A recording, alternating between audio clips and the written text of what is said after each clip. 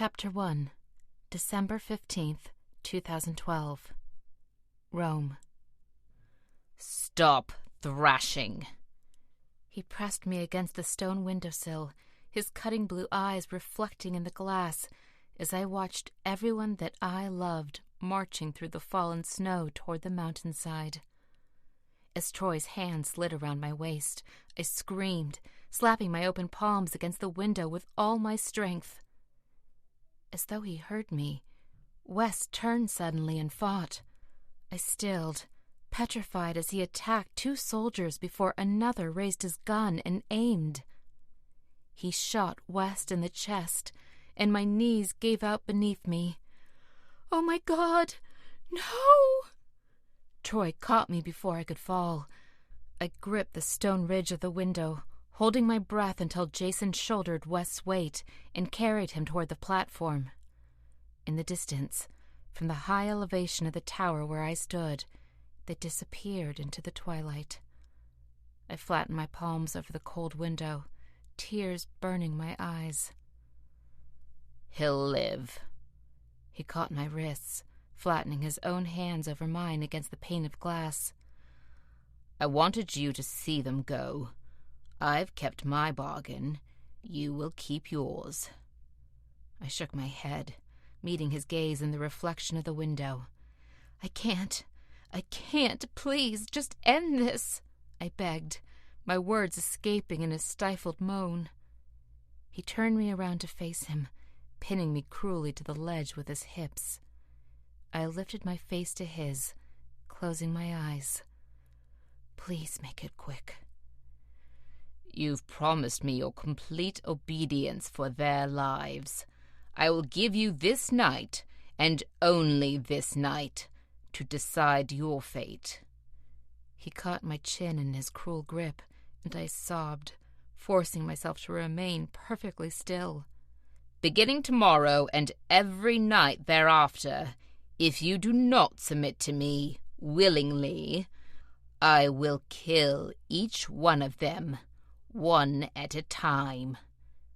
And Rome," he added, forcing my face to his, "I will start with your pretty sister." I remembered Morgan's description of Troy when she'd first met him, before she knew what he was. Sexy, a Greek god. Nauseated, I closed my eyes again, and he released me and took a step back. "I won't hurt you, Rome," he added, as if considering. "I've already had my fill of torturing you. I told you that in the pool." My thoughts scattered to the day that he drowned me, and his terrifying words played in my mind. "I've already had my fun with you in the past." I began to shiver, every bone in my body aching from his merciless grip.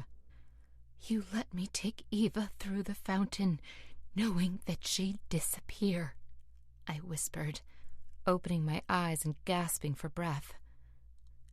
"That was the most torturous thing that you could ever do to me." He lowered his face, and I turned away, wincing as his mouth hovered over mine. "That is not even close to the unimaginable ways that I could hurt you, Rome." His words racked my body with chills. "Please, don't," I begged weakly, knowing I'd be unable to fight him. Everything was confusing, and I tried to focus on evening my breathing. "I told you that I wouldn't. Just submit." I felt like throwing up. The bile rose in the back of my throat, and I moaned. "I want to see Logan," I begged. Gasping, I sobbed as he pinned himself tightly against me. His hips dug into my stomach, and his tone grew vindictive. "Another demand. What have I gotten so far? An unwilling wife." With a sudden rush of adrenaline, I wrenched my wrist from his, flattening my palm and slapping his cheek with all my strength. "I'm not your wife. I'm 17 years old. I'm just a girl, an ordinary girl who never met you until the day in the pool. I didn't sleep with your brother or your army. I am not my soul, I fired disgustedly. A leisurely grin spread over his face as he looked down at me. His cheek was stained with my fingerprints, and he raised his eyebrows, towering over me. "You're strong, little girl," he taunted. When his lips touched mine, I held my breath, fighting more vomit. "Even without a screwdriver." I endured his mouth as it covered mine, scalding tears burning my cheeks as I cried into his mouth. He pulled back. His eyes narrowed as he reached for my face. I tried to wrench away, but he touched my cheek and then my forehead. "No!" I sobbed weakly, my knees buckling as I swayed. "Hot," he murmured, his touch becoming purposeful. The back of his fingers flattened against my forehead. "A fever." Ignoring him, I leaned against the stone, my teeth chattering as another chill set in. He shouted for someone, and an undeterminable amount of time later, I was beneath the sheets of a massive four-poster bed with an ebony canopy. I was aware of two women changing my clothes. They removed my jeans and sweater and pulled some type of cool silken fabric over my head. The elder of the two, her graying hair nearly white, gave me water and asked that I swallow 2 pills. When I tried to resist and spit them out, her voice soothed. "Only water and aspirin," she promised. Sleep, though frightening, was irresistible. I woke up saturated in sweat, my hair nearly soaked. The older woman came back in, and I watched her reach for a temporal thermometer next to the bed. "Water?" I whispered, too weak to lift my head. "Yes," she coaxed, sliding her arm beneath my neck to raise my head. My fingers shook as I reached for the glass that she offered me. "I need a restroom." "There," she replied, gesturing to a door across the room. "I will assist you." "Thank you," I mumbled, searching her eyes for a moment as I tried to decipher the color. They changed with the light, somewhere between gold and brown. "Is he here? Is he coming in?" I begged, staring at the door and clenching the sheets tightly into my fists. "No, he's traveled. You are safe," she replied, her voice gentle with unexpected kindness. Tentatively, I climbed to my feet, and she nodded encouragingly. "The fever has broken for now, but will likely return." "Where is Eva?" I asked, struggling with confusion. "How did my daughter get here? I held her in the fountain, and then she was here?" She turned to me with kind eyes. "The infant was found in the snow, near the mountainside by one of the men.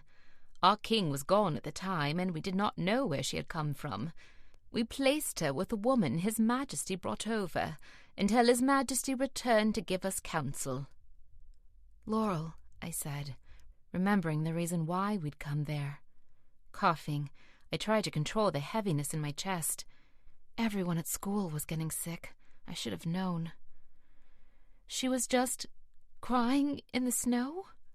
I cringed at the thought of how cold she must have been, trying to remain calm and remember that she was alive and finally safe. "You should rest, Your Majesty," she encouraged. I ignored her word, cringing at the pain as I swallowed. "My throat hurts." Her words registered suddenly, and I scrambled to the door, nearly tripping. "Troy traveled? To my world?" "No," she replied, touching my elbows. Her cool hand supported my weight as I struggled to keep from swaying. "No, within this world. Your loved ones are safe." "And Logan," I begged, preparing for the worst. She nodded once. "His Majesty has traveled with his brother in an attempt to acquaint himself with him. He, too, is safe," she repeated, leading me to the door. I thought of Logan and Troy's powerful influence over him in all the other past lives. "No, Logan, don't listen to him." "Come now, you must care for yourself. You'll need